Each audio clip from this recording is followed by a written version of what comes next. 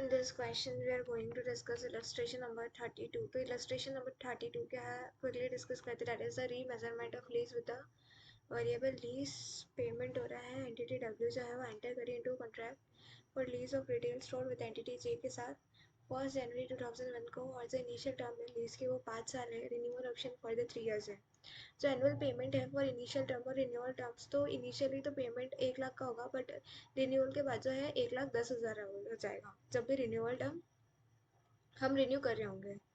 तो इसके बाद मतलब renewal option for a further 5 साल का टोटल ऑप्शन है, और रिन्यूअल कर सकते हैं 3 साल और एक्सटेंड कर सकते हैं. और जो एनुअल लीज पेमेंट है वो इंक्रीज हो जाएगा.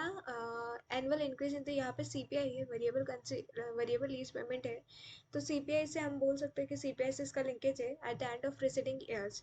फॉर एग्जांपल जो पेमेंट ड्यू है 1/1/2002 में, वो विल बी बेस्ड होगा on the CPI available on 31st December 2001.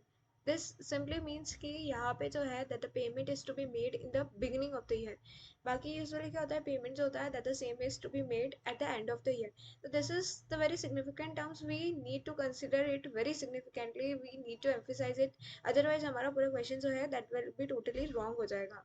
फिर एंटिटी डब्ल्यू से इंक्रीमेंटल बोरिंग रेट जो है at the lease inception date और एज एन दिस, तो क्या है कि 1st January 2004 से 5% है, मतलब इंसेप्शन पे तो 5% है, और फिर बाद में क्या हो जाएगी वो 6% हो जाएगी रेस्पेक्टिवली. और जो C P I at lease commencement date as at 1st January 2004, वो तो स्टार्टिंग में जो 1st January 2001 में तो हमारे पास 120 और 125 हो जाएगी 2004 में रिस्पेक्टिवली.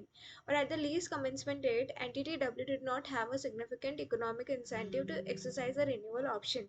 और एंटिटी डब्ल्यू के पास कोई भी सिग्निफिकेंट इकोनॉमिक इंसेंटिव नहीं है to exercise the renewal option को एक्सरसाइज करने के लिए.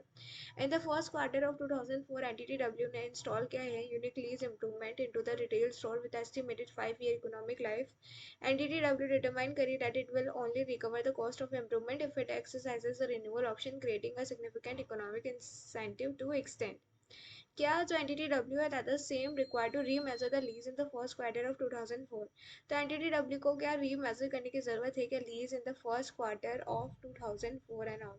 तो हमें ये सारी चीज़ें जो है बतानी है एंड ऑल, तो अकॉर्डिंगली हम अपने हिसाब से बता देते हैं without looking at the institute solution.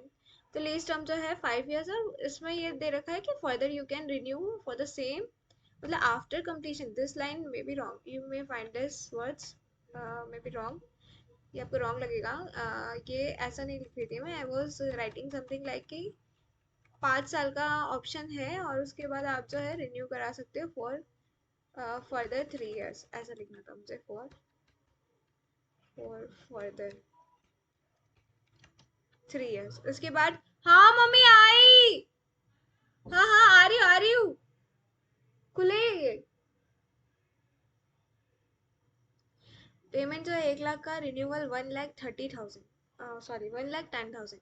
फिर पेमेंट जो हमें वो पूरी लाइन क्लियरली मेंशन कर रखी थी, उस लाइन सिग्निफाइज दैट पेमेंट जो है बिगनिंग में होगा 5% और 6%, अकॉर्डिंगली हम कैलकुलेट करते जाएंगे. लीज लाइबिलिटी जो है ध्यान से कैलकुलेट करना, बिकॉज यहाँ पे जो पेमेंट है that the same is to be made in the beginning.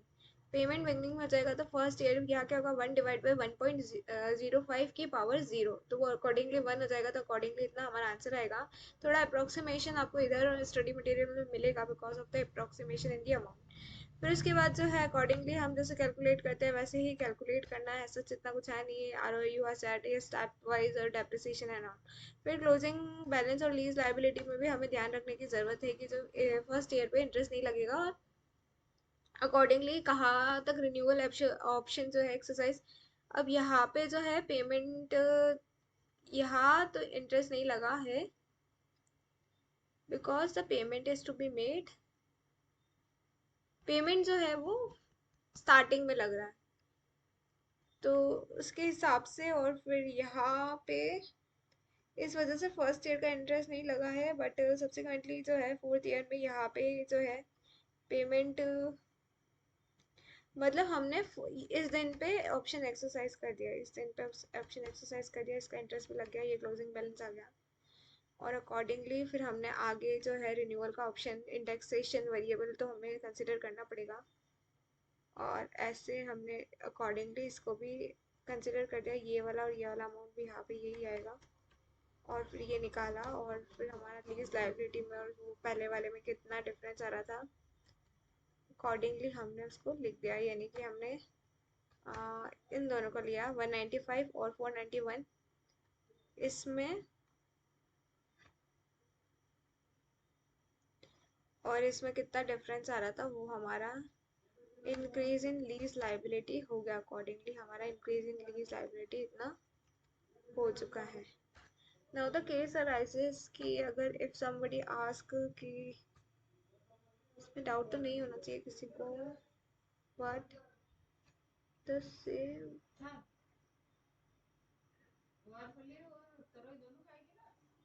गवार फुली ओनली।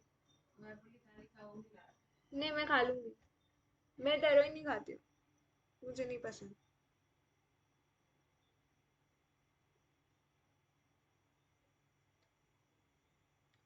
ये सारा हो गया। जब हमने फाइनेंस कॉस्ट निकाली है,